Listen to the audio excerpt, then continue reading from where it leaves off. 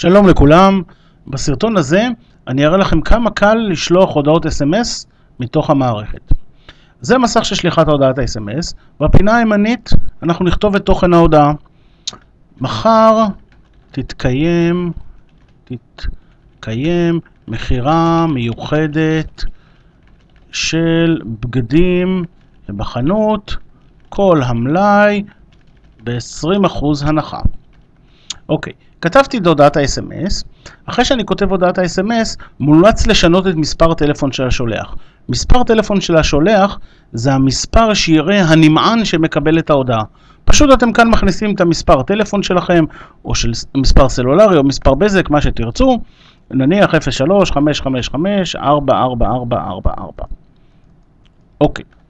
עכשיו, אפשרות נוספת זה לקבוע מתי תשלח ההודעה, במועד השליחה, האם מיידית, או לחילופין שההודעה תשלח בצורה דחויה בתאריך עתידי. אם רוצים בתאריך עתידי ולא עכשיו, אפשר לבחור את שההודעה תשלח מחר באיזושהי שעה שאנחנו רוצים. אז זה הודעה דחויה. אנחנו נחזיר כרגע למיידי. אחרי שהכנסתי את ההודעה ובחרתי תאריך המשלוח ומספר טלפון שהשולח, מצד שמאל אנחנו קובעים את רשימת הנמענים שיקבלו את הודעת ה-SMS. בדרך כלל, אנשים מחזיקים איזשהו קובץ אקסל בפורמט הזה של מספרי טלפון. כל מה שיש לעשות זה לסמן את מספרי הטלפון, לעשות העתק ולהדביק את המספרי טלפון כאן. המסך הזה מאוד חכם, הוא יודע, אם אתם רואים מאקסל העתקתי אז בלי 0, הוא יודע להשלים, הוא יודע להתייחס אם יש מקפים, הוא יודע לסנן כפולים, הוא יודע לטפל בצורה טובה מאוד בהודעות. בנוסף, אם טענתי רשימה מראש לתוך המערכת וגם זאת ניתן, אני הולך לתפריט הקבוצות ואני מסמן שאני רוצה שיקבלו את ההודעות שלי המתעניינים והספקים. זה בנוסף למספרי הטלפון שהוכנסו כאן. לאחר שעשיתי את כל הדברים האלה, יש עוד כמה אפשרויות שניתן לעשות. דבר ראשון, אפשר לעשות את ההודעה פרסונלית, מותאמת אישית. נניח שאני רוצה שההודעה תהיה שמית, לכל אחד ההודעה תהיה בשמו. אני חוזר לקובץ האקסל, הפעם אני אדביק שתי עמודות, לא עמודה אחת.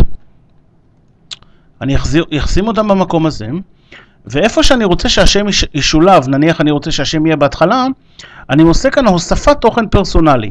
אני בוחר הוספת תוכן, ואני הולך לאופציה האחרונה שנקראת מותאם אישית.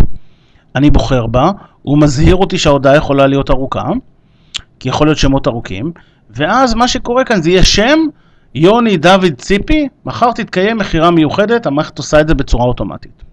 בנוסף, אם אני רוצה לתת אפשרות להסרה אוטומטית מרשימת התפוצה שלי, כאן למטה יש לי אפשרות, אתם רואים, לסמן, הוסף קישור להסרה מרשימת תפוצה. ברגע שאני מסמן אותו, מתווסף בסוף ההודעה או בצורה אוטומטית קישור, שנמען שילחץ עליו, יוסר מרשימת התפוצה שלי וייכנס לרשימת החסומים, בלי שבכלל אני צריך להתעסק בנושא. אחרי שעשיתי את כל הפעולות האלה, אני יכול לעשות בדיקה בחלק השמאלי התחתון, להכניס את מספר הטלפון שלי ולעשות בדיקה שההודעה תגיע אליי, לראות קודם כל שאין לי שגיאות כתיב וכו', לפני שאני שולח לכל האנשים. בסיום התהליך לוחצים על כפתור שלח SMS הגדול הכחול למטה, והודעת ה-SMS תצא בצורה אוטומטית לכל האנשים.